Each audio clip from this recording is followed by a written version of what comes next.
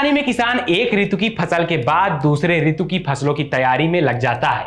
कई किसान साथी इस वक्त धान की बुआई या पौध तैयार करने की तैयारी में जुटे होंगे और ये सोच रहे होंगे कि इस बार कौन सी किस्म चुनी जाए जिससे अच्छा उत्पादन भी हो और फसल की गुणवत्ता भी बेहतरीन रहे। तो उनके लिए मैं लेके आया हूं खरीफ ऋतु में धान की उन्नत किस्मों के बारे में विस्तृत जानकारी।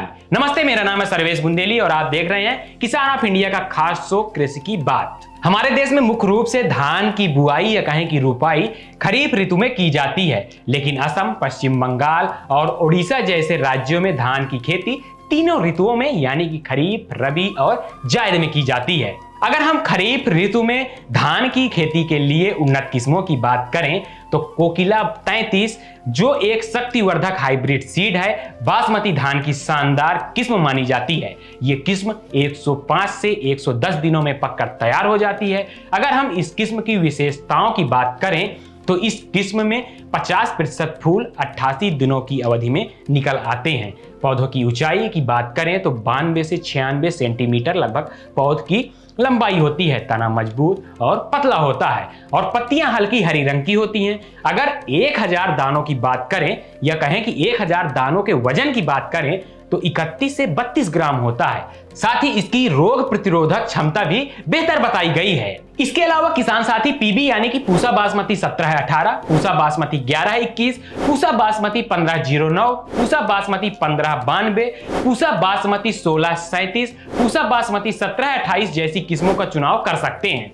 अगर हम धान की नर्सरी की बात करें तो किसान साथी मई के दूसरे सप्ताह से जून के आखिरी सप्ताह तक धान की नर्सरी डाल सकते हैं, या फिर किसान साथी आजकल जो नई नई टेक्नोलॉजी आ रही है उसके आधार पर डायरेक्ट धान की बुआई भी कर सकते हैं।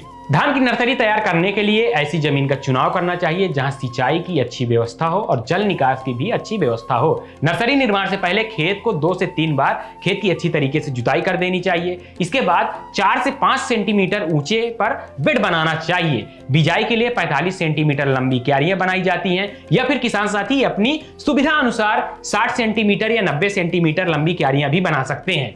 बिजाई से पहले 100 वर्ग मीटर क्षेत्र में 1 kilogram nitrogen, 0.4 kilogram phosphorus, 0.5 kilogram potash डालकर अच्छे से मिला देना चाहिए। 50 से 70 ग्राम सूखे बीज की प्रति मीटर के हिसाब से बुआई करनी चाहिए। इस बात का ध्यान देना चाहिए कि एक बीज के ऊपर एक बीज न पड़ पाए, बराबर से बीज की अच्छे तरीके से बुआई हो। पहले कुछ दिनों तक जिन क्यारियों में हम बुआई किए हैं उनमें हल्की नमी रखना चाहिए। अगर धूप ज्यादा है या सूर्य की रोशनी डायरेक्ट पड़ रही है, गर्मी अधिक है, तो किसान साथी वहां पर घास से, पुआल से या फिर ग्रीन नेट के द्वारा उसे ढक सकते हैं, जिससे कि सूर्य की डायरेक्ट रोशनी से पौध जलने न पाए। जब पौध 2 सेंटीमीटर का हो जाए तो उसमें पानी भर देना चाहिए और 6 दिनों के बाद जहां पर 100 वर्ग मीटर क्षेत्र में आप नर्सरी तैयार किए हैं या नर्सरी की बुआई किए हैं तो 0.3 से 0.6 किलोग्राम नाइट्रोजन की टॉप ड्रेसिंग यानी कि छिड़काव करना चाहिए। 20 से 25 दिनों के अंदर आपका नर्सरी तैयार हो जाती है, उसमें लगभग 4 पत्तियां निकल आती हैं, तब पौध की रोपाई करना चाहिए। बता दें कि अच्छी बारिश आने के बाद जून के तीसरे सप्ताह से जुलाई के पहले सप्ताह तक किसान साथी पौध की रोपाई कर सकते हैं। समान तौर पर धान की रोपाई के लिए कतार से कतार की दूरी 20 सेंटीमीटर और पौध से पौध की दूरी 10 सेंटीमीटर रखनी चाहिए। यह एक वैज्ञानिक पैमाना है। वहीं एक जगह पर 2 से 3 पौध लगाने चाहिए, क्योंकि कई बार होता है कि एक पौध नष्ट हो जाता है, तो अगर 2 या 3 पौध आप लगाए हैं तो वो गैप फिल हो जाएगा और वहां पे खाली जगह नहीं बचेगी। तो खरीफ में धान की खेती के लिए उन्नत किस्मों से लेकर नर्सरी और पौध रोपाई तक की जरूरी जानकारी हमने आपके साथ साझा की। उम्मीद है ये जानकारी आपके लिए बहुत उपयोगी साबित होंगी। ऐसी ही और भी जानकारी के लिए देखते रहिए किसानों का डिजिटल अड्डा किसान ऑफ इंडिया। जुड़े रहिए कृषि की बात के साथ। फिर मिलेंगे एक नई जानकारी के साथ। नमस्कार। किसान ऑफ इंडिया के YouTube चैनल को सब्सक्राइब करने के लिए नीचे दिया हुआ सब्सक्राइब बटन दबाएं और किसान ऑफ इंडिया से जुड़े सभी अपडेट्स को पाने के लिए बेल आइकॉन दबाना ना भूलें। जो है आपके आसपास,